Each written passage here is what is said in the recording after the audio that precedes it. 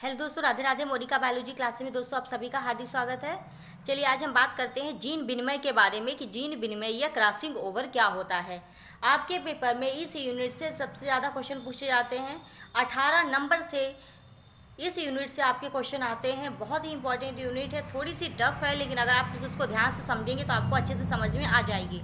सबसे पहले आपको कॉन्सेप्ट क्लियर करना पड़ेगा, ठीक है। तो पेपर में आपके 2 नंबर में या फिर 3 नंबर में एक प्रश्न पूछा जाता है कि जीन विनिमय या क्रॉसिंग ओवर क्या है, ठीक।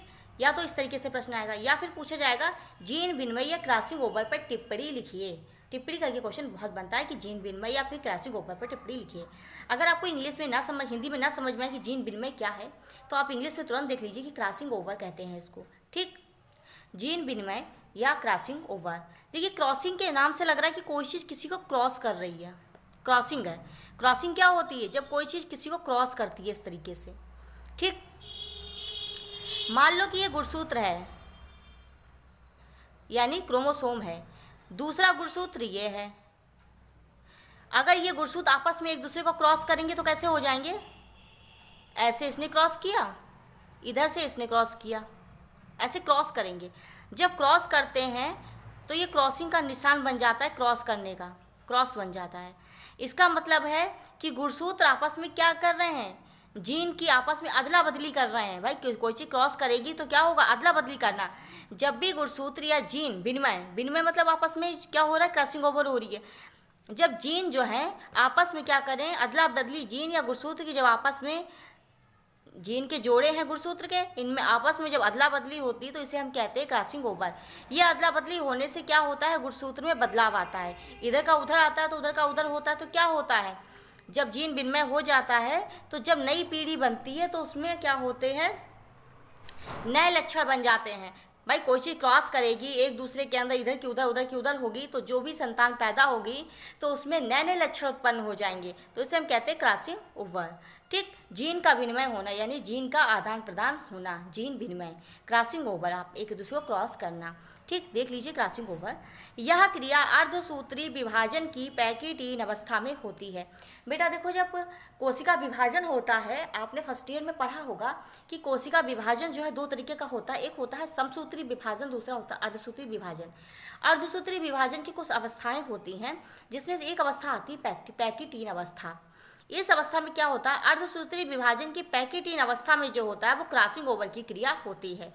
इसमें क्या होता है? समजात गुणसूत्रों के परस्पर जुड़े हुए क्रोमेटिड, यही क्रोमेटिड जो है गुणसूत्र, परस्पर जुड़े हुए क्रोमेटिड के बीच एक या अधिक खंडों की, एक या फिर एक से अधिक खंडों की क्या होती? परस्पर अदला बदली हो जाती है।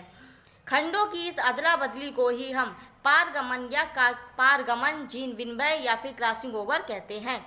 इससे अगली पीढ़ी में क्या होता है? अगली पीढ़ी की संतानों में नए लक्षण उत्पन्न होते हैं। भाई जब किसी चीज़ की अदला बदली होगी, आपस में बदलाव होगा, इधर के उधर लक्षण होंगे, तभी तो जब नई संतान बनेगी तो उसमें नए लक्षण प्रकट होंगे। तो क्रॉसिंग ओवर पर अगर टिप्पणी पूछी जाए, पारगमन क्या है, जीन विनिमय क्या है, जीन का विनिमय दिमाग में अगर आ जाए, जीन विनिमय मतलब जीन की अदला बदली हो रही है, ठीक। तो क्रॉसिंग ओवर पर टिप्पणी लिखिए। तो कैसे लिखना है? आपको लिखना है कि क्रॉसिंग ओवर या जीन विनिमय की जो क्रिया है वो अर्धसूत्री विभाजन की पैकिटीन अवस्था में होती है। इसमें जो समजात गुणसूत्रों के परस्पर जुड़े हुए क्रोमेटिड के बीच एक या फिर अधिक खंडों की परस्पर अदला बदली होती है। खंडों की इस अदला बदली को हम पारगमन या क्रॉसिंग ओवर कहते हैं।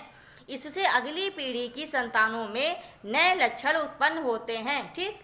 ये होती क्रॉसिंग ओवर। ये गुणसूत्र हैं, एक दूसरे को ऐसे क्रॉस करेंगे, इसके लक्षण इसमें, इसके लक्षण इसमें, तो क्या होगा? क्रोमेटिड के बीच जब अदला बदली होती है जीन की तो उसे हम क्या कहते हैं? क्रॉसिंग ओवर या जीन विनिमय कहते हैं। बहुत इंपॉर्टेंट क्वेश्चन है बेटा, टिप्पणी करके बहुत बार पूछा गया है।